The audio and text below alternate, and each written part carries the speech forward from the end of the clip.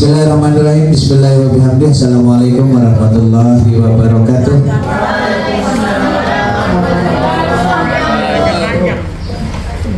Alhamdulillahirrahmanirrahim. Pada kesempatan di siang hari ini kita dalam keadaan sehat walafiat. Kita sudah menjalankan kegiatan pembelajaran di kelas selama beberapa jam lamanya di kelas, dari waktu pagi hingga berakhirnya kegiatan di siang hari. Anak-anak sudah pulang. Bapak dan Ibu guru dan rekan-rekan tenaga kependidikan kita harapkan untuk bisa duduk di tempat ini dalam rangka kita mengikuti dan mengembangkan kegiatan-kegiatan yang ada di komunitas belajar Titian Permata SDN 3 Selong. Kegiatan-kegiatan yang sudah kita lakukan cukup banyak. Satu diantaranya lagi ada penambahan satu kegiatan yang merupakan program yang menyeluruh di saat ini yang sedang tren, yaitu ada istilahnya pembelajaran mendalam. Yang kedua ada coding dan kecerdasan artifisial atau KKA. Jadi harapan kita Bapak dan Ibu di siang hari ini bisa mengikuti dengan sebaik-baiknya, bukan hanya satu kegiatan yang hanya kita lewati saat ini kemudian tidak ada tindak lanjutnya. Untuk itu Bapak dan Ibu, kegiatan kita di hari ini kita fokus pada apa yang ada di banner. Nah, kegiatan komunitas belajar kita ini akan kita isi dengan satu kegiatan, yaitu coding dan kecerdasan artifisial KKA, yang insya Allah akan dilaksanakan 2 hari. Hari ini dilaksanakan pada siang ini, besok kita akan mendatangkan narasumber penguatan untuk KKA yang disampaikan saat ini. Jadi besok akan disampaikan oleh Pak Iqbal pada pukul 9. Bismillahirrahmanirrahim. Kemudian lanjut kita serahkan kepada narasumber yang akan menyampaikan, yaitu Bu Astrid. Bismillahirrahmanirrahim. Assalamualaikum warahmatullahi wabarakatuh. Pertama-tama saya ucapkan terima kasih banyak. Saya ucapkan terima kasih banyak kepada Bapak dan teman-teman semuanya yang telah memberikan kesempatan saya untuk mengikuti pelatihan coding dan kecerdasan artifisial. Alhamdulillah sudah kami laksanakan selama 3 bulan kemarin. Jadi hari ini kami ditugaskan untuk melakukan pengibasan kepada Bapak Ibu guru. Sebelumnya saya mohon maaf yang sebesar-besarnya apabila mengganggu aktivitasnya, jam istirahatnya, tapi ini sifatnya wajib kami sampaikan kepada Bapak Ibu guru di sekolah. Untuk pelatihan coding ini, karena saya punya waktu singkat menyampaikan, jadi saya ambil ke poin-poinnya aja. Kemarin dalam pelatihan itu kita diberikan 5 modul, jadi ada 5 modul, modul 1 dan 5. Untuk mata pelajaran KKA ini kedepannya akan menjadi mata pelajaran wajib kedepannya. Tapi untuk saat ini yang kami terima kemarin menjadi mata pelajaran pilihan, kembali ke sekolah masing-masing. Kondisinya, situasinya, apakah sudah bisa diterapkan, bisa langsung di pelajaran pilihan, bisa langsung di ekstrakurikuler Bapak. Tapi untuk kedepannya itu akan menjadi pelajaran wajib sama dengan bahasa Inggris yang akan kedepannya menjadi pelajaran wajib. Kemudian saya langsung ke midmap-nya aja ya. Ini saya bukakan midmap-nya. Nah, KKA ini sebetulnya sudah kita kenal ya Bapak Ibu guru ya. Kita sudah sering menggunakan, tapi kita mengenalnya itu bukan kecerdasan artifisial, tapi kita mengenalnya adalah AI atau bahasa Indonesianya AI. Bahasa Indonesianya kan AI, bahasa Inggrisnya bacanya AI. Nah, kenapa sekarang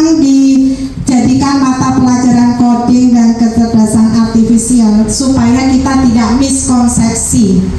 Kita menganggap bahwa EI atau EI itu sudah sempurna, padahal dia memiliki keterbatasan, sehingga diganti dengan namanya kecerdasan artifisial. Artinya bahwa kecerdasan dia itu juga buatan manusia.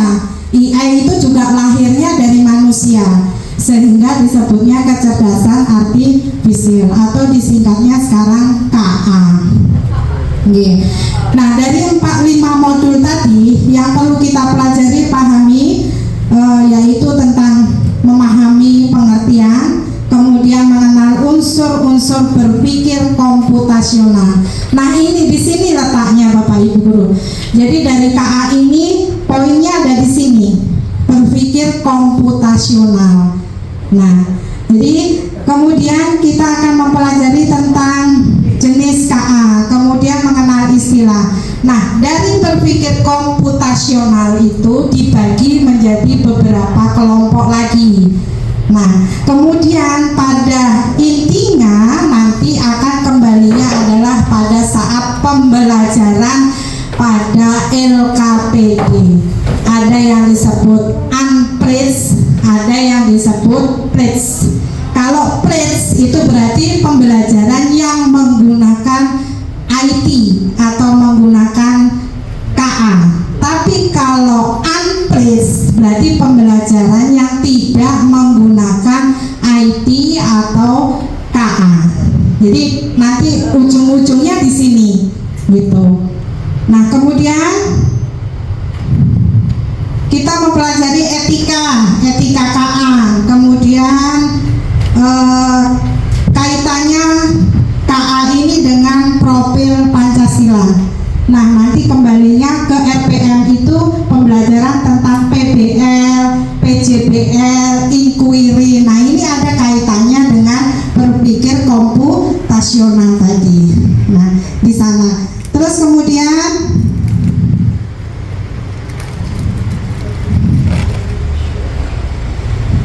ini saya ambilkan poin-poinnya aja ya. Kemudian berpikir komputasional tadi memiliki elemen yaitu dekomposisi satu, kemudian ada pola, kemudian ada abstraksi, kemudian ada algoritma. Sebetulnya ini sudah kita lakukan Bapak Ibu Guru di LKPD itu. Sudah sering kita lakukan dari kelas 1 sampai kelas 6. Tapi kita nggak paham, ya, artinya nggak paham, nggak tahu, oh ternyata ini masuknya di dekomposisi, ini masuknya di pengenalan pola. Itu ternyata sudah kita gunakan. Nah, sekarang dengan KA ini sehingga bisa lebih terarah arahnya, bisa lebih terarah arahnya gitu. Nah, apa yang dimaksud dekomposisi itu adalah memecahkan masalah-masalah menjadi bagian-bagian kecil.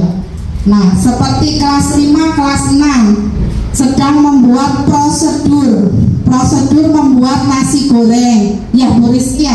Nah, itu masuknya di dekomposisi. Ya. Jadi berpikir kritisnya siswa masuk di kelompok dekomposisi, yaitu dia bisa meruntunkan, memecahkan masalah apa sih yang dibutuhkan untuk membuat nasi goreng. Nah, seperti itu. Kemudian pola, pengenalan pola ini juga sering ditemui. Nah, seperti ini contohnya, ini kan ada pengenalan pola, namanya pengulangan pola. Jadi yang sering keluar di soal-soal pegawai negeri, soal-soal tes CPNS, polisi, ini pasti keluar. Nah, ini namanya adalah pengenalan pola. Jadi misalnya pengenalan pola yang berulang. Nah, kelompoknya pengenalan ulang berulang. Seperti matematika, misalnya disuruh menulis bilangan genap. Nah, itu bilangan genap yang diulang-ulang, berarti itu juga termasuk pengenalan pola. Seperti itu. Terus kemudian ada abstraksi. Abstraksi itu adalah siswa mampu menyaring berita-berita atau hal-hal yang relevan atau nyata. Biasanya ini larinya ke cerita. 5 kemarin belajar tentang fiksi. Fiksi itu masuknya di abstraksi. Kemudian di algoritma. Nah, algoritma itu adalah penyusunan langkah-langkah. Nah, jadi seperti matematika, kalau kita disuruh mengerjakan soal cerita, biasanya kan ada langkah-langkah. Nah, itu termasuk di pemikiran komputasional bagian algoritma. Jadi, apa sih yang dimaksud dengan berpikir komputasional? Nah, ini Bapak Ibu Guru. Jadi, berpikir komputasional itu adalah peserta didik memiliki kemampuan berpikir yang dapat menyelesaikan permasalahan, persoalan setiap hari dengan menggunakan teknik ilmu komputer. Nah, maksudnya berpikir cepat, berpikir sistematis, nah diproses oleh manusia maupun komputer.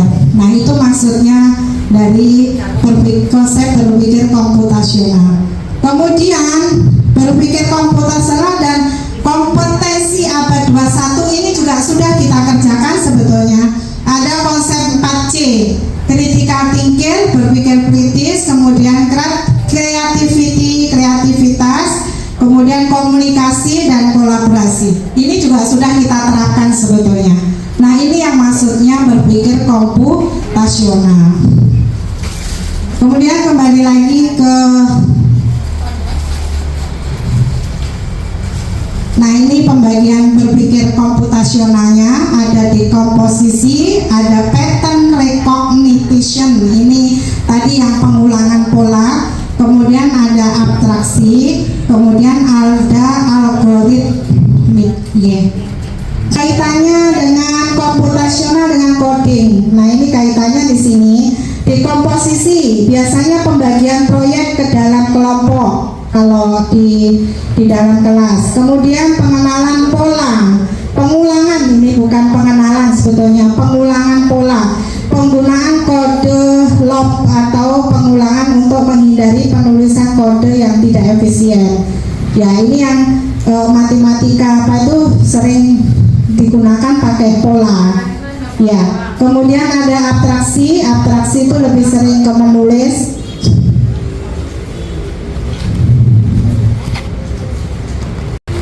Proses itu mengaplikasikan, melaksanakan, outputnya ini hasilnya. Ya, setelah memahami mereka mengaplikasikan, kemudian ada output. Jadi ini istilah ini ada di coding dan di pembelajaran mendalam. Yang terakhir dari implementasi pembelajaran coding itu, dia siswa menggunakan metode kontekstual. Kemudian kalau dia menggunakan plates berarti membutuhkan internet kan pastinya. Tapi kalau tidak membutuhkan internet berarti masuk di unplaced. Lembar LKPD itu termasuk unplaced.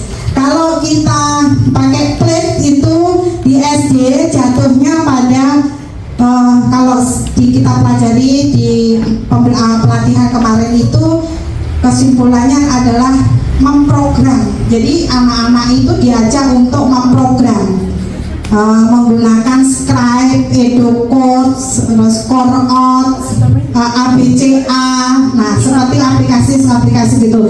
Jadi siswa itu diharapkan bisa membuat program permainan atau game. Nah, larinya ke sana. Pembelajaran KKA itu seperti itu. Diharapkan dari profil Pancasila kaitannya dengan KKA ini, siswa diharapkan bisa bernalar kritis, kemudian bisa mandiri, kemudian bisa kolaborasi, terus selanjutnya bisa lebih berkreatif gitu. Jadi harapannya seperti itu. Kemudian jenis artifisial itu ada machine learning, kemudian ada deep learning dan generative learning.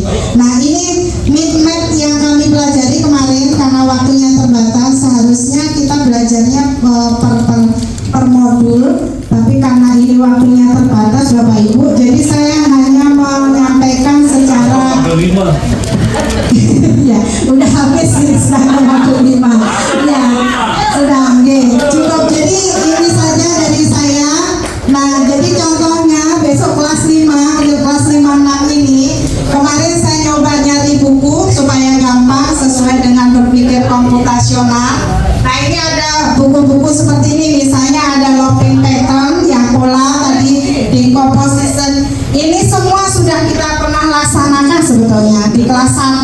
2 itu sudah kita kerjakan. Nah, tapi mungkin dulu belum terarah, kalau sekarang lebih terarah. Nah, mungkin sampai di sini Bapak, karena saya ngambil mid-mapnya aja, tidak saya sampai dalam-dalamnya. Perlu disampaikan yang RPM Bapak? Ya. Yang RPM? Singkat saja, Riomi. Ya, kalau RPM ada juga mempelajari tentang pembuatan modul ajar atau RPM. Berubah lagi Bapak Ibu. Jadi isinya itu berubah lagi. Perencanaan pembelajaran mendalam namanya. Sebetulnya bukan modul ajar lagi namanya. Namanya sudah perencanaan pembelajaran mendalam. Tapi saya lihat di kementerian itu nulisnya masih modul. Gitu.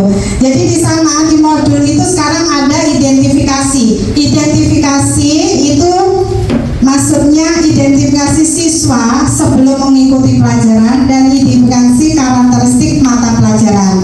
Sekarang harus ada ini. Kemudian menentukan dimensi profil Pancasila. Kemudian di poin 2 itu ada asesmen. Jadi ada asesmen pembelajaran awal, ada asesmen pada proses pembelajaran, kemudian ada asesmen akhir pembelajaran. Kemudian desain pembelajaran, menentukan capaian pembelajaran. Terus yang kedua, menentukan topik pembelajaran yang kontekstual dan relevan. Kemudian yang C, mengintegrasikan lintas disiplin ilmu. Jadi di RPM itu sekarang sudah ada lintas disiplin ilmu. Ini kembali ke zaman K13 kalau tidak salah. K13 kan ada beberapa mata pelajaran. Kemudian menentukan tujuan pembelajaran harus ada. Menentukan kerangka. Saya share di grup kemarin contohnya.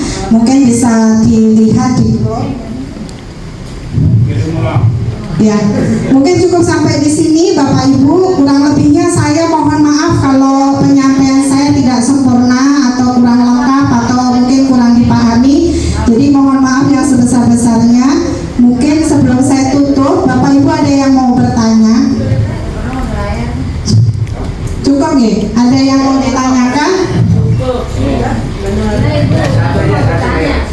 Ya. Terima kasih. Tapi dari awal saya mendengar coding kecerdasan artifisial ini kan ya, kecerdasan artifisial ini kan kecerdasan palsu, kecerdasan tidak alami, itu kecerdasan artifisial itu. Nah, apakah ada kelebihannya kecerdasan yang palsu ini untuk di dalam dunia pendidikan? Kemudian kecerdasan artifisial itu tadi kan dikatakan berkaitan dengan komputer. Apakah selama pembelajaran itu nanti atau garis besarnya anak-anak itu harus menggunakan komputer di sekolah? Karena ini berkaitan dengan kecerdasan artifisial atau yang berkaitan dengan kemampuan palsu, kemampuan anak untuk melakukan pemalsuan dalam penggunaan kecerdasan itu. Nah, kemudian yang kedua yang kita lihat tadi RPM namanya ya, bukan RPP. Saya lihat sepertinya sama seperti yang dulu. Mirip-mirip nggak? Anak pengkajian joyful, kemudian meaningful. Itu kan dulu kita ada kolaborasi, kemudian segala macam. Kemudian penggunaan komputer atau LKPD pada waktu dulu juga sudah pernah kita lakukan. Nah, ini apa kelebihan dari kecerdasan artifisial yang sekarang ini? Adakah kelebihannya dari pembelajaran yang lalu? Oke, terima kasih Bu. Saya jawab dulu yang pertama. Mohon maaf kalau jawaban saya kurang memuaskan. Besok lebih jelasnya lagi, kan ada ahlinya, ada fasenya yang ikut pelatihan di kementerian. Jadi besok akan dijawab lengkap oleh fasenya. Saya jawab semampu saya, sepengetahuan saya. Kalau untuk pelajaran KKA ini dimulai dari kelas 5 sebetulnya. Sebetulnya pelajaran KKA ini sudah kita lakukan, tetapi ini lebih terarah pertama. Yang kedua, tidak harus menggunakan komputer. Tadi ada istilah amplits dan plates. Kalau plates itu berarti menggunakan alat IT. Tetapi kalau amplits itu bisa digunakan tanpa menggunakan komputer. komputer gitu. Jadi kita bisa misalnya contohnya